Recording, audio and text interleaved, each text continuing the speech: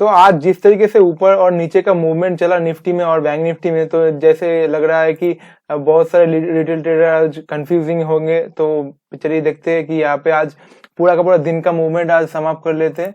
तो Nifty gap down open होने के बाद, थोड़ा बहुत ओपन होने के बाद पूरा स्टीप करेक्शन हुआ ऊपर की तरफ। स्टीप मूवमेंट होने के बाद फिर से करेक्शन हुआ, फिर से ऊपर गया, उसके बाद धीरे धीरे करके नीचे आया और उसके बाद सीधा का सीधा ऊपर चला गया। तो मतलब बहुत ही वोलाटाइल मूवमेंट था।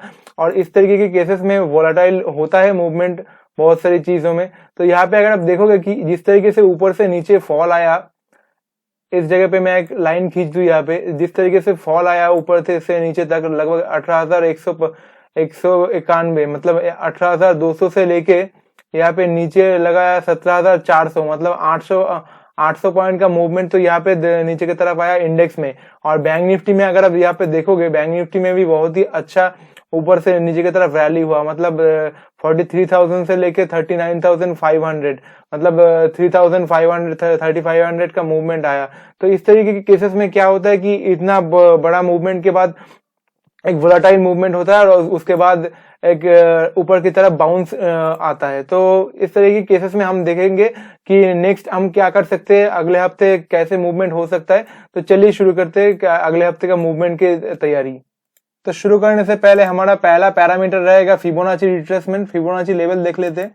यहाँ पे फिबोनाची लेवल नीचे से ऊपर अगर मैं यहाँ पे लगा दूं 18,887, तो यहाँ पे जो मूवमेंट रहेगा मतलब 61% से थोड़ा ज्यादा किया है, लेकिन क्लोजिंग नहीं किया है। आज जो मूवमेंट हुआ है अगर आप यहाँ से ध्यान से देखोगे तो यहाँ पे नीचे की तरफ यहाँ पे गया था, लेकिन आज पूरा का पूरा रिकवर कर गया है। माना कि यहाँ पे पूरा का पूरा दिन वोलाटाइल था, लेकिन इस जगह पे पूरा का पूरा रिकवर कर गया और 61% करेक्शन पे ही खत्म कर चुका है। तो इस तरह के केसेस में क्या होता है कि यहाँ पे डेली टाइम फ्रेम का 200 मूविंग एवरेज भी यहाँ पे आ रहा है। तो और हमारा जो प्राइस एक्शन का सपोर्ट यहाँ पे तैयार हुआ है, तो इस लाइन पे जैसे ये थोड़ा ऊपर की तरफ इस जगह पे ऊपर नीचे करके एक डेली टाइम फ्रेम का 200 मूविंग एवरेज आ रहा है और हमारा प्राइस एक्शन का जो मूवमेंट है 17,418 का, जो 425 का जो मूवमेंट है वहां पे ही सपोर्ट लिया है। और यहाँ पे फिबोनाची लेवल भी आ रहा है। मतलब यहाँ पे अगर आप टोटल सिनेरियो यहाँ पे अगर आप समाप्त करोगे तो यहाँ पे देखिए 62% का रिट्रेसमेंट आ रहा है, प्राइस एक्शन का सपोर्ट आ रहा है और उसके बाद यहाँ पे जो 200 डेली मूविंग एवरेज है उसका भी सपोर्ट आ रहा है। तो कुल मिला के यही है कि इस जगह पे यहाँ पे निफ्टी को रुकने का बहुत बढ़िया चांसेस है। बैंक निफ्टी का भी वही सिनेरियो है। तो यहाँ पे ऊपर जाने का, ऊपर थोड़ा बहुत जाएगा, बाउंस लेने का चांसेस यहाँ पे बहुत ज्यादा रहेगा क्योंकि बहुत ज्यादा यहाँ पे गिर चुका है। तो उसके बाद क्या होगा वो हम बताएंगे। तो अभी हम देखेंगे कि हम पूरा का पूरा सिनेरियो पे हम कैसे काम कर सकते हैं। तो जिस तरीके से ये गिरावट हुआ है तो यहाँ से बाउंस आने का चांसेस बहुत ही हाई है, बहुत ही हाई प्रोबेबिलिटी है। तो बाउंस होके इस जगह पे रेजिस्टेंस फेस कर सकता है और यहाँ पे थोड़ा बहुत ऊपर भी जा सकता है, लेकिन कोई दिक्कत नहीं है। लेकिन यहाँ पे ऊपर नीचे होगा और यहाँ पे टाइम वाइज करेक्शन होने का चांसेस बहुत बहुत ज्यादा है। मैंने बोला था कि ये सपोर्ट जब नीचे की तरफ तोड़ेगा यहाँ पे टाइम वाइज करेक्शन करेगा, उसके बाद ऊपर जाएगा या सीधा इस सपोर्ट को रिस्पेक्ट करेगा, वो हम बाद में बताएंगे। लेकिन अभी जो सिनारियो है, अभी 200 डेली मूविंग एवरेज यहाँ पे आ रहा है, प्राइस एक्शन का सपोर्ट भी आ रहा है और फिबोनाची रिट्रेसमेंट 62% का करेक्शन भी आ रहा है। तो इस जगह पे हम यहाँ पे सपोर्ट मानेंगे और यहाँ पे टाइम वाइज करेक्शन हो सकता है। लेकिन ये जो इनिशियल स्टेज होता है गिरने के बाद, इसके बाद यहाँ पे बाउंस होगा। तो इस हफ्ते हम थोड़ा बहुत यहाँ पे बाउंस देख सकते हैं और थोड़ा बहुत बुलिश मूवमेंट स्टॉक्स में भी देख सकते हैं। तो हम इस हफ्ते के लिए ऊपर की तरफ प्लान करेंगे, ऊपर की तरफ लॉन्ग पोजीशन के लिए, इंट्राडे के लिए प्लान करेंगे। और बैंक निफ्टी में भी वही सिनारियो रहेगा। बैंक निफ्टी को देख लेते हैं थोड़ा, बैंक निफ्टी में क्या चल रहा है अभी। बैंक निफ्टी में अगर आप देखोगे, मैंने बोला था कि इस सपोर्ट को थोड़ा बहुत तोड़ेगा, लेकिन वहां पे हम गलत निकल गए। लेकिन आज जैसे काम किया है, आज 39,485 का जो करेक्शन यहाँ पे मूवमेंट दिया है नीचे की तरफ, माना कि यहाँ पे क्लोजिंग नहीं किया, यहाँ पे सपोर्ट लेके ऊपर चला गया और उसके बाद आज बैंक निफ्टी दोनों ही पॉजिटिव क्लोजिंग किया है। तो यहाँ पे भी डेली 200 मूविंग एवरेज आ रहा है। और अगर आप यहाँ पे फिबोनाची रिट्रेसमेंट लेवल भी अगर आप देखोगे तो बैंक निफ्टी का फिबोनाची रिट्रेसमेंट लेवल आ रहा है 62%। परफेक्ट। निफ्टी बैंक निफ्टी का सिनेरियो अभी यहाँ से बहुत ही बढ़िया लग रहा है। तो इस तरीके के केसेस में क्या होता है, तो इस तरीके के केसेस में मैंने बोला था कि यहाँ पे बाउंस आएगा। तो यहाँ पे जो सिनेरियो है निफ्टी से बैंक निफ्टी में ज्यादा बाउंस आने का चांसेस है, क्योंकि ये थोड़ा टाइम बिता के नीचे गिर गया। तो ऐसे स्टीप करेक्शन के बाद बाउंस भी बहुत बढ़िया आता है और इस लेवल पे रेजिस्टेंस फेस हो सकता है। तो यहाँ पे थोड़ा बहुत ऊपर जाए तो कोई दिक्कत नहीं है, लेकिन यहाँ पे बाउंस लेगा अगले हफ्ते में, इस हफ्ते में निफ्टी और बैंक निफ्टी में। लेकिन बैंक निफ्टी में बाउंस लेने का चांसेस बहुत ज्यादा है।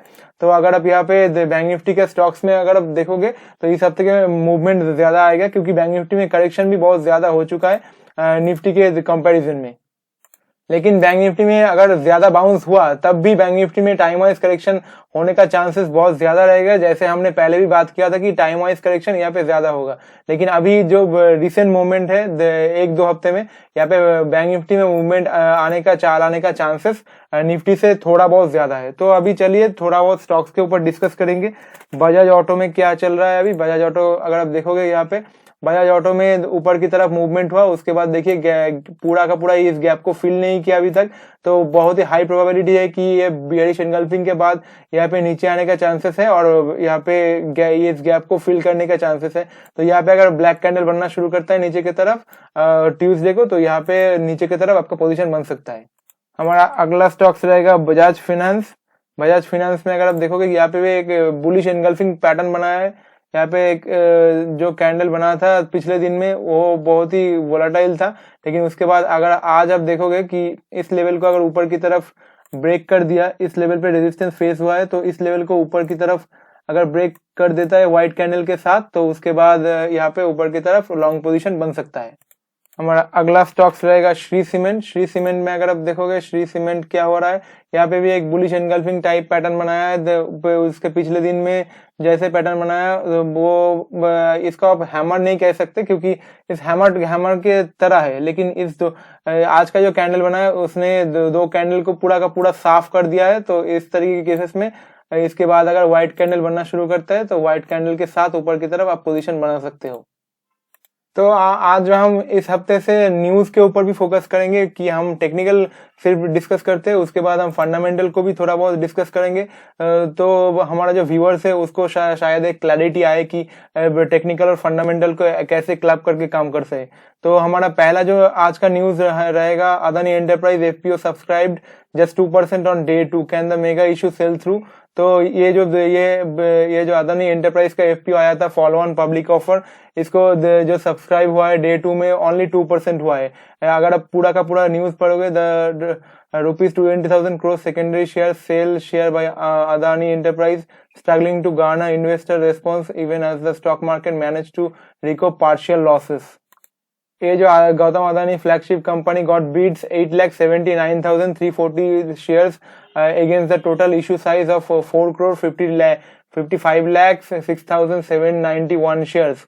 मतलब जो बिडिंग हुआ था 4,55,00,000 का शेयर का, लेकिन ओनली सब्सक्राइब हुआ है 8,79,340 शेयर का। तो क्योंकि अदानी का जो सेंटीमेंट है वो बहुत ही नेगेटिव है अभी, लेकिन अदानी का जो चार्ट में अदानी का जो चार्ट अगर आप देखोगे, अदानी के चार्ट के ऊपर बहुत ही बढ़िया एक एक्सपेंशन हो चुका था। यहाँ से नीचे गिरना एक सिम्टम था, क्योंकि यहाँ पे इतना बड़ा एक्सपेंशन के बाद यहाँ पे फॉल आता है और पूरा का पूरा मार्केट एक साइकिल है और यहाँ पे ट्रेंड के बाद करेक्शन आता है।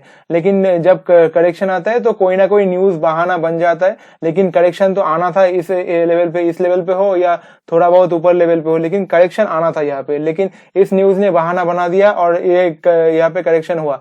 और यहाँ पे अदानी का जो दूसरा स्टॉक्स है उसमें भी करेक्शन आ रहा है और यहाँ पे करेक्शन आने का चांसेस बहुत ज्यादा है। और यहाँ पे टाइम वाइज करेक्शन भी ज्यादा होगा प्राइस वाइज करेक्शन के साथ।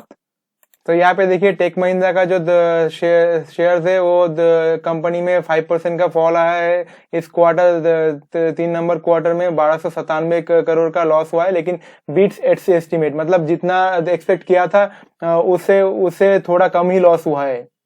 तो L&T जो शेयर है हमारा इंफ्रास्ट्रक्चर कंपनी का, उसका क्वार्टर 3 रिजल्ट में 24% का ईयर ऑन ईयर प्रॉफिट आया है, मतलब 2553 करोड़ का। उसके बाद उसका जो रेवेन्यू भी मतलब सेल्स 17% बढ़ा है। तो आज के लिए न्यूज इतना ही। तो आशा करता हूँ आपको आज का ये वीडियो अच्छा लगा होगा। तो मिलते हैं कल और एक नए वीडियो के साथ। तो तब तक के लिए thank you so much, have a nice day.